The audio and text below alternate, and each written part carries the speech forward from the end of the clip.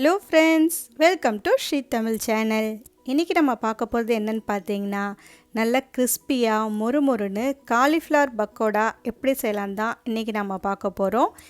Evening ஸ்நாக்காக மட்டும் இல்லாமல் ரசம் சாதம் தயிர் சாதத்து கூடயும் இது ரொம்பவே நல்லாயிருக்கும். யார் வேணாலும் செய்கிற மாதிரியான ஒரு சிம்பிளான ரெசிபி இது. முதல்ல ஒரு சின்ன சைஸ் காலிஃப்ளவரை சின்ன சின்னதாக நறுக்கி நல்லா கொதிக்கிற தண்ணியில் உப்பும் கொஞ்சமாக மஞ்சள் தூளும் சேர்த்து நல்லா கலந்து விட்டுடுங்க. ஒரு 10 நிமிஷம் இது அப்படியே இருக்கட்டும். 10 நிமிஷத்துக்கு அப்புறம் தண்ணியை நல்லா வடிகட்டிட்டு 2-3 தடவை நல்லா கழுவிட்டு எடுத்து வச்சுருக்கேன். இது அப்படியே இருக்கட்டும். அடுத்து ஒரு மிக்சிங் பவுலில் ஒரு சின்ன கப்பில் 1 கப் கடலை மாவு சேர்த்துக்காங்க.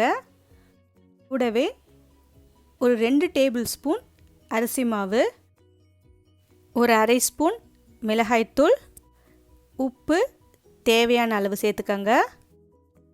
1 ஸ்பூன் இஞ்சி பூண்டு விழுது, ஒரு பெரிய வெங்காயத்தை பொடியாக நறுக்கி சேர்த்துக்கங்க.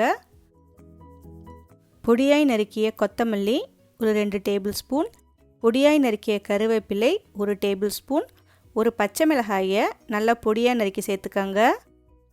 உப்பு மிளகாய்த்தூள் எல்லாமே எல்லா பக்கமும் பரவுற மாதிரி ஒரு முறை கையால் நல்லா பெசரி விட்டுக்கங்க.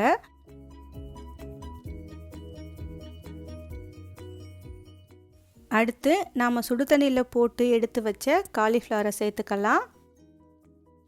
எல்லாத்தையும் சேர்த்து ஒரு முறை நல்லா பெசரி விட்டுக்கங்க. உங்களுக்கு தண்ணி அதிகமாக தேவைப்படாது.